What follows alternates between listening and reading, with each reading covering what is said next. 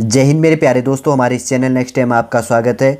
देखिए, तिलू रौतेली पुरस्कार उत्तराखंड के अंतर्गत पे 2022-23 का 8 अगस्त 2023 को उत्तराखंड के अंतर्गत पे दिया गया। टोटल बात करें तो 13 जो युवतियां हैं और उसके अंतर्गत पे +35 के हैं आंगनवाड़ी जो कार्यकर्ताएं हैं, उनको भी पुरस्कार दिया गया है।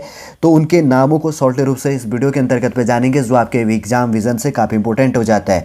इससे पहले हम आगे बढ़े, यदि आपके द्वारा हमारे इस चैनल नेक्स्ट टाइम को सब्सक्राइब नहीं किया तो सब्सक्राइब कीजिए तथा बेल आइकन को प्रेस कीजिए, ताकि जो भी कंटेंट, जो भी इंफॉर्मेशन हमारे द्वारा आपके लिए प्रोवाइड किया जाता है तो उसका नोटिफिकेशन आपके पास टाइम पर उपलब्ध हो जाएगा।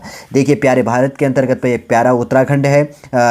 32,87,263 वर्ग किलोमीटर में से ये प्यारे उत्तराखंड का क्षेत्रफल है 53,483 वर्ग किलोमीटर, जो पूरे भारत के क्षेत्रफल का 1.69 है। देखिए, इस उत्तराखंड के अंतर्गत पे थोड़ा सा विघ्नरों के लिए बेसिक सा इन्फॉर्मेशन हम प्रोवाइड कर दें। उत्तराखंड के अंतर्गत पे 13 जिले हैं, जनपद जिसको कहा जाता है। 2 मंडलों के अंतर्गत पे बटा हुआ है, कुमाऊं मंडल और गढ़वाल मंडल। कुमाऊं मंडल के अंतर्गत पर 6 जिले, गढ़वाल मंडल के अंतर्गत पर 7 जिले हैं। आप प्ले लिस्ट पर जाकर और वीडियो भी देख सकते हैं, जिसमें हमारे द्वारा बेसिक सा इन्फॉर्मेशन आपके लिए यूकेएसएससी तथा यूकेपीएससी बेस पर तोड़कर शॉर्ट रूप से समझाने की कोशिश की गई है। जैसे कि मैप के अंतर्गत पर आप देख रहे होंगे कि मैप का आकार क्या है, आयताकार है। उत्तराखंड की 2 कैपिटल है, एक देहरादून हो गया, दूसरा है चमोली के अंतर्गत पे गैरसैंण। याद रखना, गैरसैंण ग्रीष्मकालीन कैपिटल है और देहरादून क्या है, शीतकालीन कैपिटल है। कभी कभी एग्जामिनर पूछ लेता है, ठीक है। देखिए, यहाँ पर मैप आपको दिख गया होगा, बेसिक सा इन्फॉर्मेशन मैंने आपको शॉर्ट रूप से यहाँ पर समझा दिया है। 13 जिले हैं, कहाँ पर क्या चीज़ है आप देख सकते हैं, नहीं तो वीडियो लेंथी हो जाएगा। हम अपने इंपॉर्टेंट टॉपिक की बात करने वाले 2023 का तिलू रौतेली पुरस्कार किसको दिया गया, उनके नामों को जानेंगे और किस बेस में दिया जाता है, थोड़ा सा बेसिक सा इन्फॉर्मेशन इसके अंतर्गत पे जानेंगे। देखिए, थ्योरेटिकल बेस में है, आप इसको देखिएगा एक बार। अगर बात करें तो तिलू रौतेली गढ़वाल की कौन थी, एक वीरांगना थी जो मात्र 15 वर्ष की आयु में रणभूमि में कूद पड़ी थी। उनका जन्म अगर बात करें तो 8 अगस्त 1661 में हुआ था। इसलिए प्रत्येक वर्ष देखिए 2006 में शुरू किया गया है तिलू रौतेली पुरस्कार। पॉइंट को आप नोट कीजिएगा, कब से शुरू किया गया, 2006 से शुरू किया गया है। प्रत्येक साल क्या किया जाता है, 8 अगस्त को तिलू रौतेली पुरस्कार दिया जाता है। जैसे हाल ही में 2023 में क्या किया गया, 2022 का तिलू रौतेली पुरस्कार दिया गया है। 13 फीमेलों को दिया गया, मतलब खासतौर पर महिलाओं और युवतियों को दिया जाता है और पुरुषों को नहीं दिया जाता, ये चीज़ भी ध्यान रखना। और 35 जो आंगनवाड़ी कार्यकर्ता हैं उनको दिया गया 2022-23 का, ठीक है। कब प्रदान किया गया, 2023 में। अब देखिए 2023 का कब दिया जाएगा, 2024 के अंतर्गत पर 8 अगस्त 2024 को उसके नाम का अनाउंस कर दिया जाता है। उससे पहले नोटिफिकेशन अपडेट कर दिया जाता है लगभग जुलाई 6 तारीख से 7 तारीख एवरेज के आसपास में, 6 से लेकर 10 तारीख ऐसे मान लेते हैं, इतना कोई इंपॉर्टेंट है नहीं। तो उसमें नाम देना होता है प्रत्येक डिस्ट्रिक्ट के बेस पे। अगर बात करें तो अब देखिए इंपॉर्टेंट फैक्टरों को यहाँ पर जानिएगा कि 8 अगस्त 1661 में तिलू रौतेली का जन्म हुआ था। इसी दिन से तिलू रौतेली, मतलब इसी दिन को ही तिलू रौतेली के पुरस्कार के रूप में सेलिब्रेट करता है, दिया जाता है इस दिन को, 8 अगस्त को ही प्रत्येक साल में, ठीक है। शुरू किया गया था 2006 के अंतर्गत पे। उनका बचपन की बात करें तो वीरोखाल के कांडा मल्ला गाँव में बीता था। उनके पिता भूप सिंह गढ़वाल नरेश की सेना में थे। तिलू रौतेली वह वीरांगना थी जिसने 15 से लेकर 20 वर्ष की आयु में ही 7 युद्ध लड़े थे और युद्ध में शत्रु को हराने के बाद भी वापस लौटी थी। देखिए, जब वो वापस लौट रही थी तो जब देखिए हार का होता ना, जिसको हराया था तो वो अपमानित अपने आप को फेस करने के बाद में, जो कौन किसने अपमानित होते हुए जिसको गिल्ट फील हुआ था एक प्रकार से कह सकते हैं, तो रामू रजवार नाम की कत्यूरी सैनिक ने कांडा गांव के पास उन पर क्या कर दिया, तलवार से घात लगाकर हमला किया गया था, जिसके बाद वह वीरगति को प्राप्त हो गई थी, ठीक है। देखिए, रामू रजवार युद्ध में हार गया था। अब वो युद्ध में हारने के बाद में उसने, मतलब अपनी एक बात कहें तो उसने क्या फील किया कि अपना अपमान खोने का एक उसके अंतर्गत से क्या हो गया, आग पनप गया और उसके बाद में उसके द्वारा उस पर घात लगाकर हमला किया गया तिलू रौतेली जी पर, ठीक है। जिससे उनकी क्या होगी, वीरगति को वे प्राप्त हो गए। कांडा गांव व वीरखोला क्षेत्र के लोग उनकी याद में आज भी कौथिग मेला आयोजित करते हैं। तब से लेकर प्रदेश में सशक्तिकरण के क्षेत्र में किए जाने वाले कार्यों के लिए यह तिलू रौतेली पुरस्कार दिया जाता है। क्यों दिया जाता है राज्य के अंतर्गत पे, देखिए कभी कभी आपको यूकेपीएससी बेस पे, कभी वह थ्योरेटिकल बेस में पूछ सकता है, तो ये टॉपिक इंपॉर्टेंट है, इसको नोट डाउन कीजिए। सशक्तिकरण सशक्तिकरण के क्षेत्र में किए जाने वाले कार्यों के लिए यह तिलु रौतेली पुरस्कार दिया जाता है। एक चीज़ इंपॉर्टेंट फैक्ट है, तिलु रौतेली पुरस्कार में पहले क्या किया जाता था, प्राइस की बात करें तो यहाँ पर पहले 31,000 रुपये दिया जाता था। अब इसकी प्राइस को बढ़ाकर क्या कर दिया गया है, इसमें प्राइस को बढ़ाकर 20,000 रुपये प्लस बढ़ा दिए गए हैं। अब 2023 के बेस में इसमें 51,000 रुपये दिया जाएगा। ठीक, और दिया भी गया। ये चीज़ आप समझ गए होंगे। अब बात करते हैं आगे में। देखिए, तिलु रौतेली पुरस्कार की बात करें तो उत्तराखंड राज्य सरकार का महिला सशक्तिकरण एवं बाल विकास विभाग हर साल 13 किशोरियों और महिलाओं को प्रोत्साहन के लिए तिलु रौतेली पुरस्कार देता है। सामाजिक शिक्षा, कला, संस्कृति और साहस के क्षेत्र में उत्कृष्ट काम करने वाली महिलाओं और किशोरियों को यह सम्मान दिया जाता है। किशोरी वर्ग में आयु सीमा 11 से 18 वर्ष रखी गई है। इंपॉर्टेंट फैक्ट है, नोट डाउन कीजिएगा। किशोरियों के लिए एज लिमिट की बात करें तो 11 से लेकर 18 वर्ष, और महिला वर्ग की है आयु, उनकी एज की बात करें तो 18 से अधिक होनी चाहिए। और चयनित होने पर विभाग की ओर से पहले क्या किया जाता था, 21,000 रुपये का नगद पुरस्कार और प्रशस्ति जो है पत्र प्रदान किया जाता था। अब इसको बढ़ाकर क्या कर दिया गया है, उसके बाद में 31,000 किया गया। अब बढ़ाकर इसमें क्या कर देगी, 20,000 और बढ़ाकर 51,000 रुपये किया गया। ठीक है, अब ये चीज़ आप समझ गए होंगे। आगे बात करते हैं कब दिया जाता है, कब मतलब ये जो चीज़ है आवेदन कब शुरू की जाती है। तो लगभग अप्रैल से जून के महीने के अंतर्गत पे इसके लिए रिक्रूटमेंट नोटिफिकेशन अपडेट किया जाता है।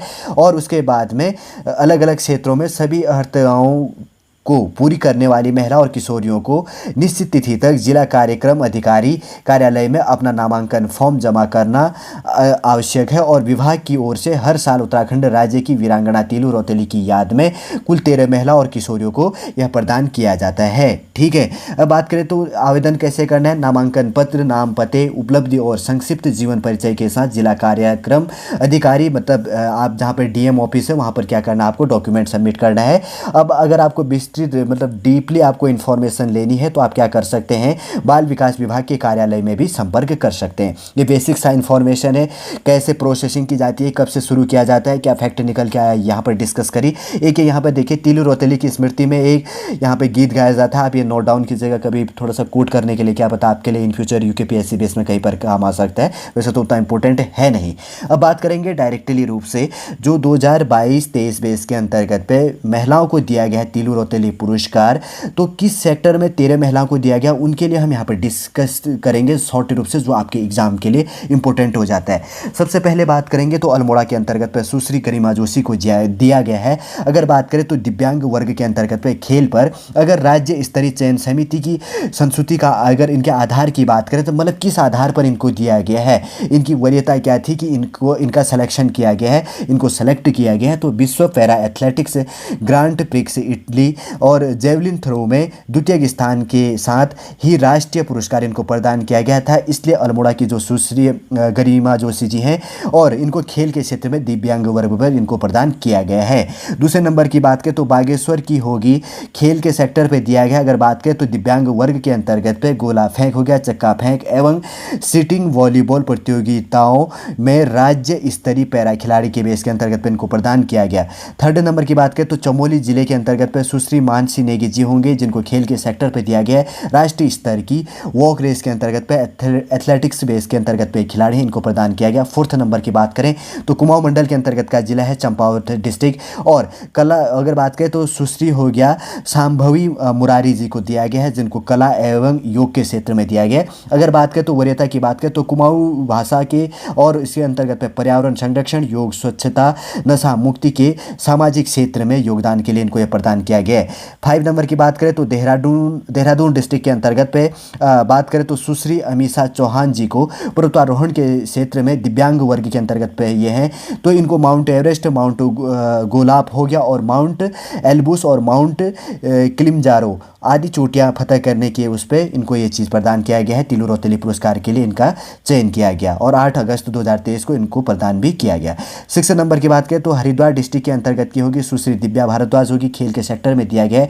ताई कमांडो इसके अंतर्गत पे कि राज्य स्तरीय खिलाड़ी होने के उससे इनको प्रदान किया गया तिलु रौतेली पुरस्कार 2022-23। 7 नंबर का है नैनीताल डिस्ट्रिक्ट की सुश्री मंजू पांडे जी होगी, साहित्य, शिक्षा और सामाजिक के क्षेत्र में अगर इनके संस्कृति के आधार की बात करें तो स्कूली बच्चों हेतु कुमाऊनी पाठ्यक्रम शिक्षा के क्षेत्र में राज्य शैलेश मटियानी पुरस्कार और पुस्तक लेखन एवं फिल्म निर्माण के सेक्टर के बेस के अंतर्गत पे इनको 2023 का तिलु रौतेली पुरस्कार दिया गया। 7 नाम हमने यहाँ पर जान लिए और अब आगे बात करते हैं और कौन कौन से 8वें नंबर की बात करें तो पौड़ी गढ़वाल की होगी श्रीमती भरत राम पंत, सॉरी इनके हस्बैंड का नाम है, मतलब जो भी भाई या फादर का नाम होगा, सुश्री नूतन पंत हैं। और ये महिला रोजगार के सेक्टर में इनको प्रदान किया गया है। महिला स्वरोजगार हेतु मशरूम, मत्स्य और बागवानी के क्षेत्रों में योगदान के लिए इनको 2023 का 22-23 का तिलु रौतेली पुरस्कार के लिए चुना गया और इनको दिया भी गया। 9 नंबर की बात करें तो पिथौरागढ़ डिस्ट्रिक्ट की है सुश्री निवेदिता कार्की जी, जो खेल के सेक्टर के अंतर्गत पे दिया गया। 9 नंबर का है। बॉक्सिंग में एशियन यूथ इसके अंतर्गत पे यूथ वुमेन चैंपियनशिप का स्वर्ण पदक इनको प्रदान किया गया। 10 नंबर है रुद्रप्रयाग की होगी सुश्री प्रीति और इनको खेल और पर्वतारोहण के सेक्टर पे दिया गया है। अगर बात करें तो अंतर्राष्ट्रीय साइकिलिंग माउंट किलिमंजारो चोटी फतह एवं बॉक्सिंग में राज्य स्तरीय चैंपियनशिप के बेस के अंतर्गत पे इनको क्या किया गया, तिलु रौतेली पुरस्कार के लिए चुना गया। 11 नंबर की बात करें तो टिहरी गढ़वाल की होगी सुश्री हिमानी जी होगी, खेल के सेक्टर के अंतर्गत पे वॉलीबॉल राष्ट्रीय एवं राज्य स्तरीय खिलाड़ियों के बेस में इनको प्रदान किया गया उस सेक्टर के लिए।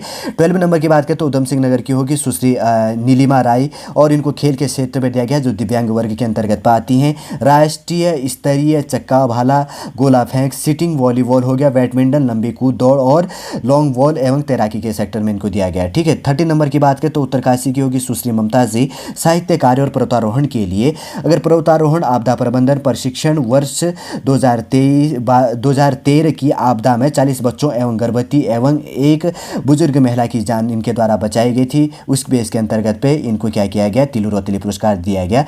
इंपोर्टेंटली रूप से जो 13 नेम्स हैं इसके अंतर्गत पे अगर फर्स्ट चार्ट के बेस के अंतर्गत पे आप क्या कर सकते हैं, स्क्रीनशॉट ले सकते हैं और सेकंड चार्ट के अंतर्गत पे कुछ और नाम इंक्लूड किए गए। टोटल 13 जो नेम्स हैं इनको आपने जान लिया कि किस सेक्टर में किनको कौन सा तिलु रौतेली पुरस्कार क्यों दिया गया है। ठीक है। अगर बात करें तो देखिए आंगनवाड़ी कार्यकर्ता पुरस्कार की बात करें तो टोटल 35 महिलाओं को यहाँ पर चुना गया प्रत्येक डिस्ट्रिक्ट वाइज में, लेकिन कुछ नाम अभी यहाँ पर अपडेट करने बाकी हैं। 34 नेम इसके अंतर्गत पे इंक्लूड किए गए।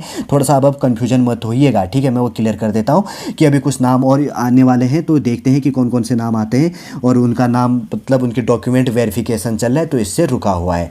सबसे पहले बात करें तो कुमाऊं मंडल के अंतर्गत पे नैनीताल जिले से किसको चुना गया आंगनवाड़ी कार्यकर्ता पुरस्कार के लिए, धनी मेवाड़ी जी को और तारा भट्ट और नीतू को चुना गया। और अल्मोड़ा जिले के अंतर्गत की बात करें तो चंद्रा देवी होगी और उमा आर्या होगी और पुष्पा और शीला देवी को दिया गया। और बागेश्वर जिले के अंतर्गत पे जानकी देवी, लीलावती देवी और अनिता नेगी और शशि कला को दिया गया। चंपावत हो गया कुमाऊं मंडल के अंतर्गत पे उर्मिला बिष्ट जी को, देहरादून से शहनाज और सारो देवी को। ठीक है। और अभी ठीक है कुछ चीज़ें बेसिक सा इन्फॉर्मेशन अभी मैं क्लियर करूंगा, अभी आप आगे बढ़ते रहिए, पहले सारे नामों को जान लेते हैं।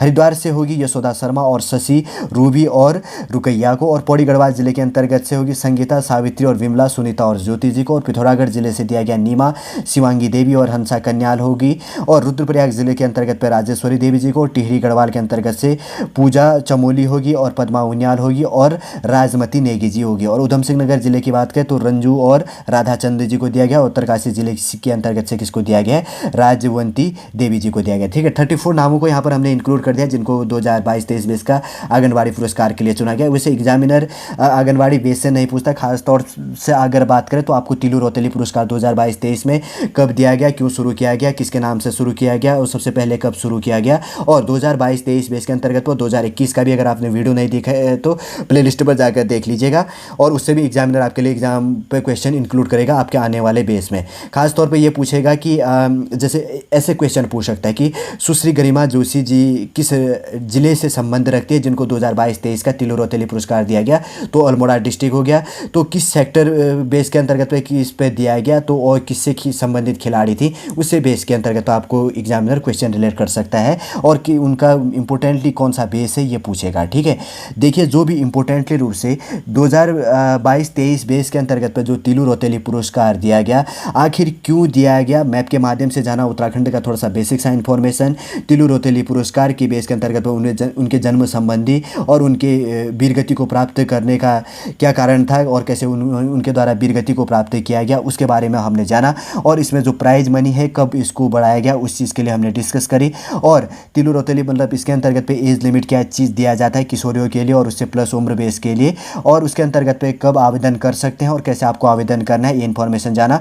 और उसके साथ में हमने इंक्लूड करी कि तीलू रौतेली जो है इनका जो गीत है कभी पूछ सकता है आपके लिए एग्जामिनर कहीं पर लिखने के लिए, कोट करने के लिए पीएससी बेस में आप कर सकते हैं, या तो तीलू रौतेली संबंधी कोई क्वेश्चन इंक्लूड कर दे तो।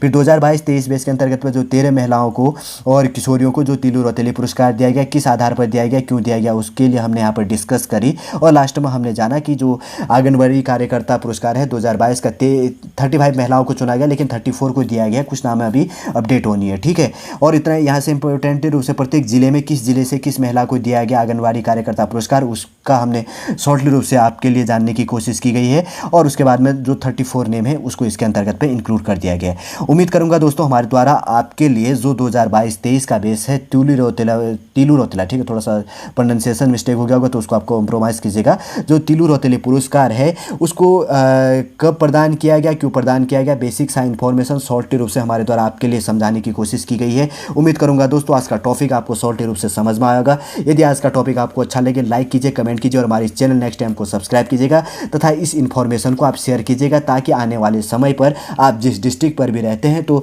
अगर इस प्रकार उत्कृष्ट योगदान देने वाली अगर महिलाएं हैं तो उनके पास में इन्फॉर्मेशन उपलब्ध हो जाएगा और उनको किसी प्रकार का कन्फ्यूजन नहीं होगा कि कैसे एलिजिबिलिटी बेस मांगा जाता है, कैसे अप्लाई करनी, क्या चीज़ें, सारा इन्फॉर्मेशन यहाँ पर समझा दिया एग्जाम बेस के अंतर्गत पर। और शॉर्टली रूप से आपके नॉलेज बेस से भी यहाँ पर क्वेश्चनों को इंक्लूड करने की कोशिश की गई है।